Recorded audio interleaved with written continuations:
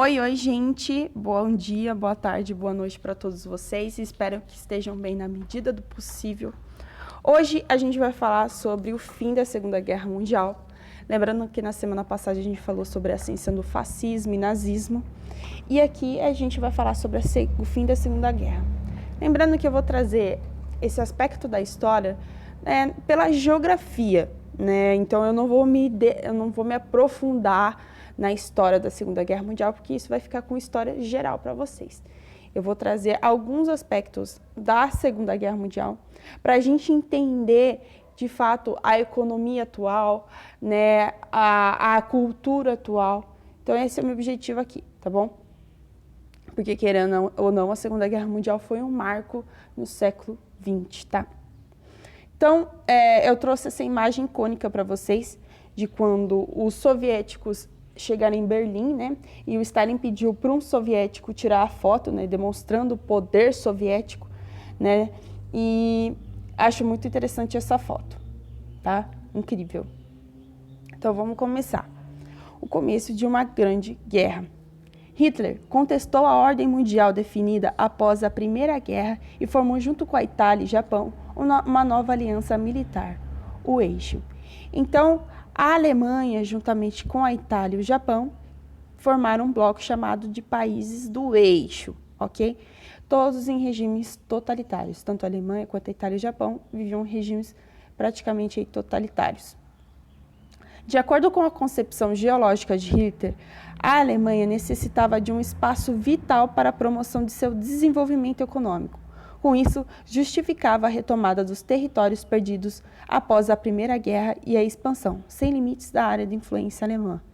Então, o que aconteceu? A Alemanha ela acreditava nessa questão do espaço vital para seu desenvolvimento econômico, para conquistar espaços, né, territórios ali que ela possa explorar recursos, que ela possa explorar mão de obra. Mas também, lembrando que, lembra que o Hitler, ele tinha a teoria da raça ariana, da raça superior? Essa raça superior, essa raça ariana, ela não está só concentrada na Alemanha, mas também em outros países. Então, o Hitler, ele queria conquistar esses países considerados como espaços vitais aqui para também atrair povos arianos, né? Concentrar povos arianos, tá? Da raça ariana. Então, é isso. Aqui. Para alcançar seus objetivos, Hitler formou um exército forte e numeroso, além de investir pesadamente na indústria bélica. Então, realmente, o objetivo de Hitler era conquistar novos espaços, era não só retomar os espaços perdidos, mas conquistar outros espaços, né? Para fortalecer a nacionalidade alemã. Em 1938, a Alemanha ocupou a Áustria e, em 1939, a Tchecoslováquia. Em setembro de 1939, a Polônia foi invadida pelo exército alemão e a França e a Grã-Bretanha declararam guerra à Alemanha. Então, uma coisa importante. Antes, que está em ordem invertida aqui, né? A invasão da Polônia pela Alemanha foi antecipada de um acordo de não agressão com a Rússia, o Pacto Germano-Soviético. Bom, eu vou falar esse terceiro tópico aqui para vocês, esse daqui, e aí depois eu vou falar sobre a invasão da Polônia. A Alemanha tinha feito um pacto com a Rússia, né? Que é o pacto chamado Germano-Soviético, né? Que a Alemanha anteciparia aí a sua invasão à Polônia, porque a Polônia é um país que fica entre a União Soviética e a Alemanha. E eles fizeram esse pacto, né? Porque realmente assim, o intuito da Alemanha é conquistar novos territórios. E a Alemanha conquistando o território da Polônia, ela estaria muito mais próximo do território soviético. Vocês não concordam? Então, a Alemanha e a Rússia, que são grandes potências na época, fizeram um pacto germano-soviético, tá? Foi em 23 de agosto de 1939 esse pacto. No entanto, a minha cachorra veio aqui me atrapalhar. No entanto, em setembro de 1939, a Polônia foi invadida pelo exército alemão e a França e a Grã-Bretanha declararam guerra à Alemanha. Então, assim, Eles fizeram um acordo no dia 23 de agosto de 1939. Em setembro de 1939, a Polônia foi invadida pela Alemanha e a França e a Grã-Bretanha declararam guerra à Alemanha, tá? Por quê? Porque realmente eles perceberam que o intuito da Alemanha era realmente invadir, né, conquistar novos territórios. Aqui. As forças do eixo tiveram significativo avanço nos primeiros anos de guerra.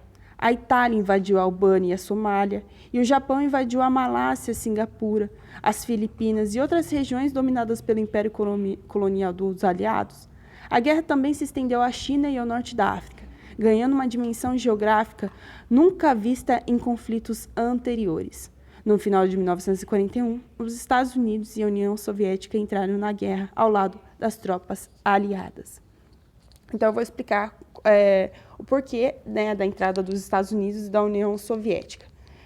Pessoal, a entrada dos Estados Unidos se deu principalmente com a invasão do Japão numa região chamada de Pearl Harbor. Acho que é assim que se pronuncia. Então, o Japão estava conquistando territórios dos aliados, né, principalmente dos Estados Unidos. E aí os Estados Unidos, de fato, entrou, né, mas não só ele não só guerreou, né, com o Japão, mas vários outros países, né, como na África e na Europa.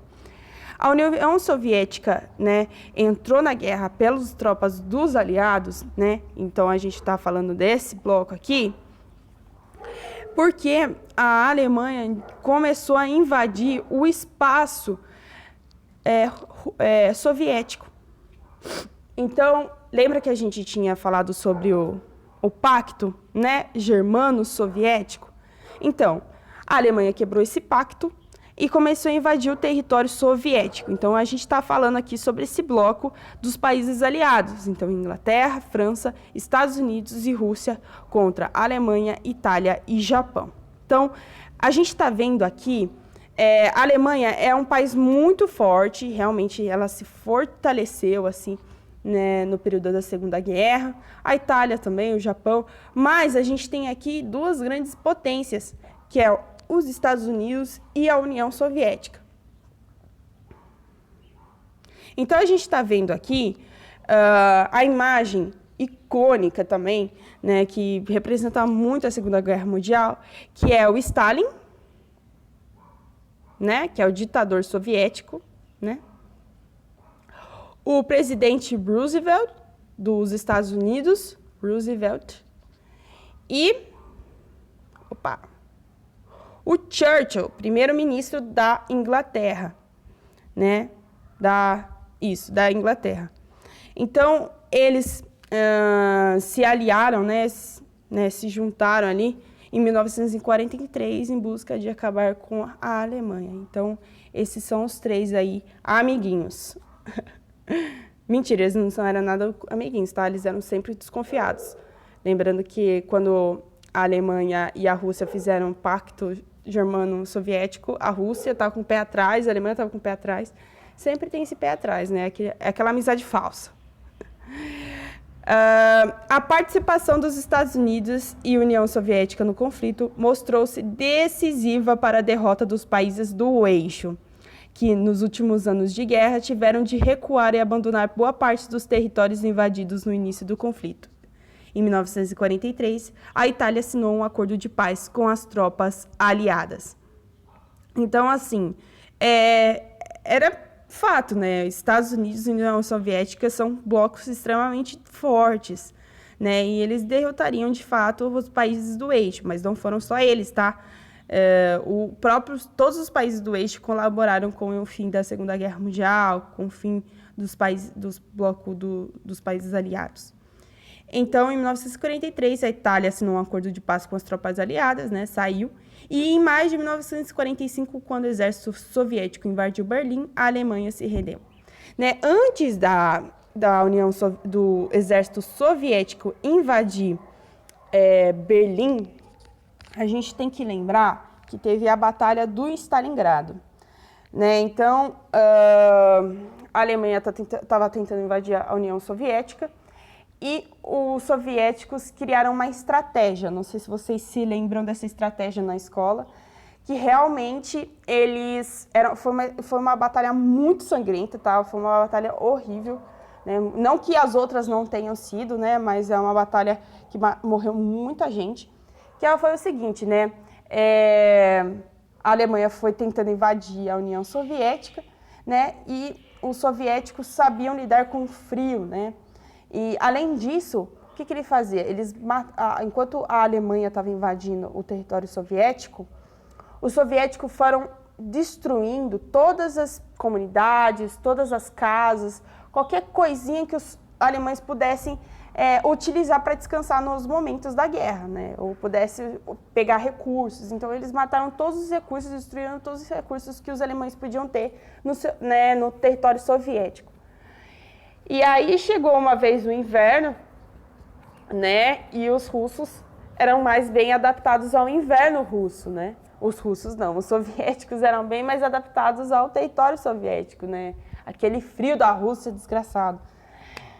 E aí os alemães não conseguiram, morreram, além de estar um frio lascado, eles não tinham se alimentado, não tinham descansado, então eles morreram, justamente isso, e os soviéticos foram muito espertos e cruéis ao mesmo tempo, né, porque eles destruíram suas próprias comunidades, seus próprios, enfim, né, o próprio povo para poder acabar com os alemães.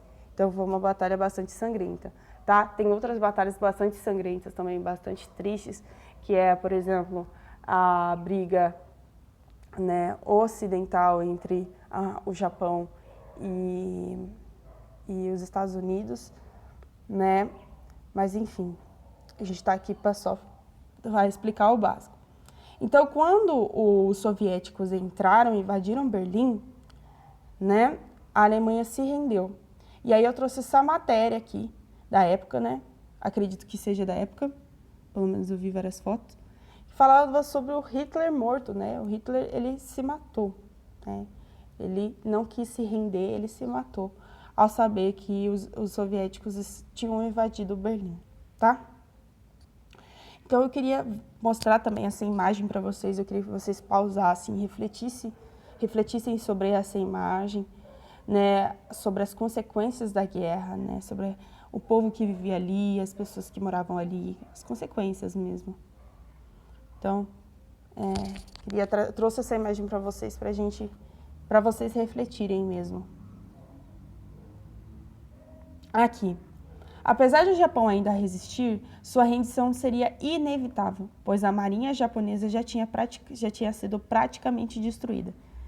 Em agosto de 1945, os Estados Unidos lançaram as 2 bombas atômicas sobre as cidades japonesas de Hiroshima e Nagasaki, numa demonstração indiscutível do seu poderio militar.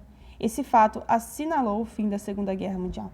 Então, o fim da Segunda Guerra Mundial foi marcado aí pelas bombas de Hiroshima e Nagasaki, né, que destruíram, né, as cidades ali onde foram atingidos, né, onde as bombas atingiram, na verdade.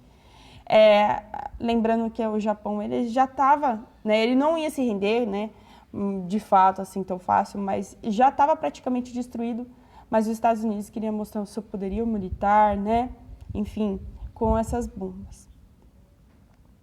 E aí eu trouxe umas curiosidades para vocês sobre a bomba, né, e eu peguei uma matéria da BBC falando sobre os efeitos da radiação da bomba atômica no corpo, né. Quando a bomba ela caiu nas cidades, ela realmente evaporou algumas pessoas que ficaram no centro, né, da explosão foram praticamente assim vaporizadas, né, com a quantidade de calor liberado.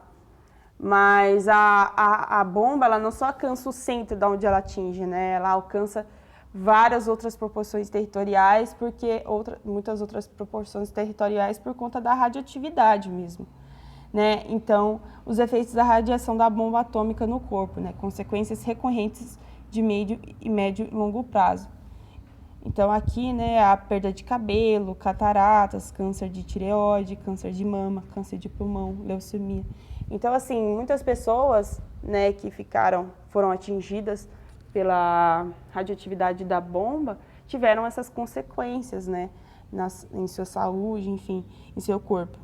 E muitos tiveram medo também, porque a radioatividade também passa por filho, né, para o filho. Então, muitas pessoas tiveram medo dos seus filhos também passarem por esses problemas. Então, é bem complicado, né? Se vocês quiserem saber um pouco mais sobre os efeitos da bomba, tem a matéria da BBC lá, só colocar bombas de Hiroshima e Nagasaki, que vocês vão achar, tá bom? O número real de mortes não é conhecido, mas acredita-se que cerca de 140 mil da população de 350 mil habitantes de Hiroshima tenha sido mortos na explosão e que pelo menos 74 mil pessoas tenham morrido em Nagasaki. Os ataques provocaram um fim abrupto da guerra na Ásia, com o Japão se rendendo aos aliados em 14 de agosto de 1945. Mas críticos dizem que o Japão já estava à beira da rendição. Fonte BBC Brasil. A nova divisão política. As duas guerras mundiais colocaram fim à hegemonia europeia. No período posterior à Segunda Guerra, uma nova ordem mundial começou a ser estruturada sob a liderança de duas grandes potências militares, os Estados Unidos e a União Soviética. Os países europeus acabaram sob a esfera de influência das duas potências emergentes. Na porção oeste, os Estados Unidos, com a permanência do sistema capitalista. Na porção leste, a União Soviética impôs o modelo socialista e submeteu quase toda a sua região ao seu controle direto. Bom, gente, antes de eu explicar esse último slide, eu queria explicar para vocês que, lembrando, né, que a Segunda Guerra Mundial é uma consequência da Primeira Guerra, né, e a Primeira Guerra é uma consequência, né, do neocolonialismo, né. Então, a gente tem que ver esses acontecimentos como um conjunto mesmo, né, a gente divide em blocos para não ficar muito comprido, mas a gente tem que lembrar que a Segunda Guerra Mundial ela tem os seus fatos, mas ela foi resultado de uma série de outras coisas também, né? Que eu já expliquei na semana passada para vocês. Se vocês tiverem dúvida, podem voltar ou me perguntem no Meet. Mas a Segunda Guerra Mundial é uma consequência de vários outros fatos, tá? Né? E a Guerra Fria também é consequência da Segunda Guerra Mundial, né? Porque nesse período, os Estados Unidos ele já estava se tornando uma grande potência desde a Primeira Guerra, né? Na verdade, desde o neocolonialismo, enfim, do imperialismo, né? Que a gente chama, ele já estava se fortificando e a União Soviética ela se tornou muito mais forte, enfim, com a Revolução Russa, né? Com a chegada de Stalin no poder. Então, ela estava se preparando belicamente, ela tinha um exército muito forte, que é o Exército Vermelho, né? Ela não era um bloco assim militar muito forte, né? Eles investiam pesadamente em indústrias bélicas, né? A União Soviética ela realmente era preparada para isso. E os Estados Unidos também, né? Os Estados Unidos também é um bloco militar muito forte. Então essas duas, enquanto os outros países estavam praticamente destruídos com a Segunda Guerra Mundial, esses dois blocos eles estavam, né? Cada vez se tornando mais fortes, eles se tornaram grandes potências, né? Então a gente fala de uma nova ordem bipolar, né? Que de um lado, né, do lado oeste, né, tá os Estados Unidos com a sua economia capitalista e do lado, né, leste a União Soviética e o seu modelo de sistema socialista. Então eles estavam uma nova ordem mundial porque realmente é a busca de novos países, né, de conquistar novos países para atrair, para poder aplicar isso às economias, às diferentes formas de economia. Os Estados Unidos com o sistema capitalista e a União Soviética com o modelo socialista. Beleza, pessoal? Na próxima aula eu vou explicar mais sobre isso, vamos explicar mais sobre socialismo, capitalismo e a gente vai entender tudo isso, ok? Espero que vocês tenham gostado e um beijo.